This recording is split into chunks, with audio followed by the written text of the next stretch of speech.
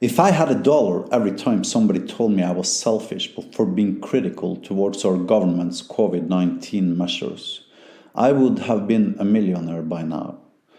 I am not sure about the exact logic of the argument, but I believe it is based upon that I need to be careful, since even though I have literally zero fatality risk from the disease, I can still infect others that might have a higher risk of dying from the virus. Lately, people commenting in social media have used India as an example to illustrate how terrible the disease is. If you believe the numbers that are thrown out in the media, there are 2,500 people dying on a daily basis in India from COVID-19 in these days. This number is of course terrible in isolation, and each death is a personal tragedy, but looking at only one number without putting it into context is pointless. To illustrate this fact, realize that 50 Indians are trampled to death by elephants every single week. Even though it's terrible when people die, and I don't mean to be insensitive in any way, we have to put that number into perspective.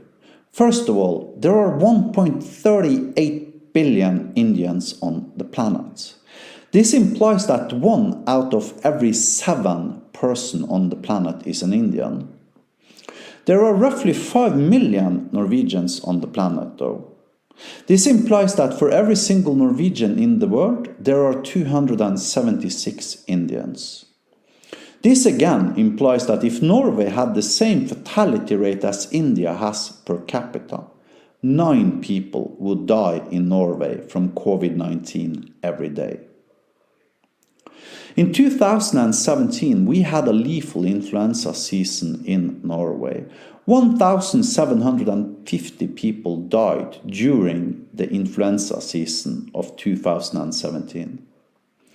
If the influenza season of 2017 lasted for 3 months, which is probably roughly accurate, this implies that 20 people died from influenza every single day in Norway in 2017 during its peak. Hence, proportionally, Norway lost more than twice as many people to influenza in 2017 as India is losing to COVID-19 in 2021. Every single day during peak season.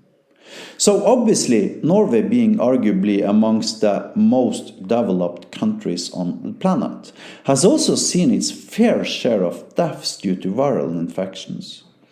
In fact, somewhere between 700 and 2,000 people die from influenza in Norway every single year, implying that proportionally Norway is losing more people to influenza almost every single year during peak season than India is currently losing from COVID-19. In addition, the United Nations have calculated that 135 million people are starving in 2021.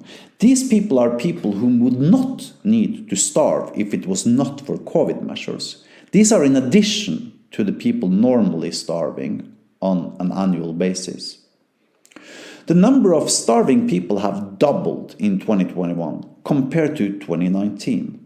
The researchers are using analogies such as biblical proportions to describe what's currently happening in Sudan, for instance, where 9.6 million people are living below starvation line.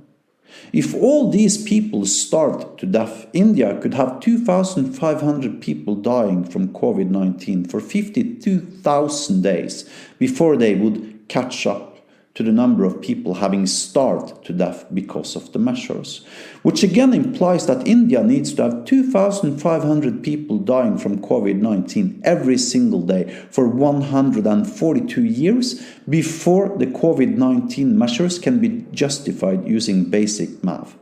This, of course, is before we realize that most of those who starve to death are children and young people, while even in India, most of those who die from COVID-19 are probably close to their average life expectancy. If we imagine that the average COVID death had 2 more years to live, and a global life expectancy for people in general is 60 years of age, and the average person starving to death is 20 years of age, which is probably fairly accurate.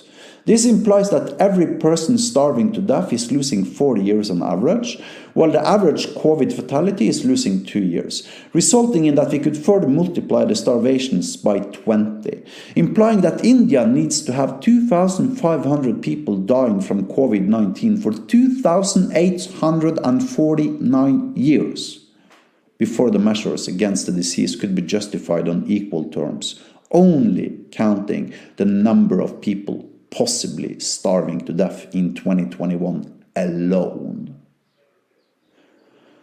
Of course, we should be careful with old and weak people. Of course, we should stay home if we have symptoms. Of course, we should be a little bit extra careful these days.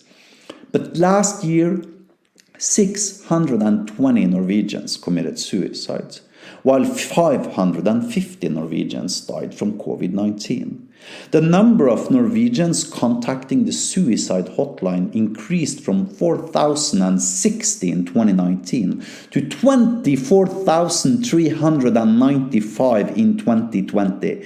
This is 6 times as many contacts. How about having some sympathy for those starving to death and those committing suicide because they simply can't handle any more measures? The average influenza season kills between 0.1 and 0.3% of those infected.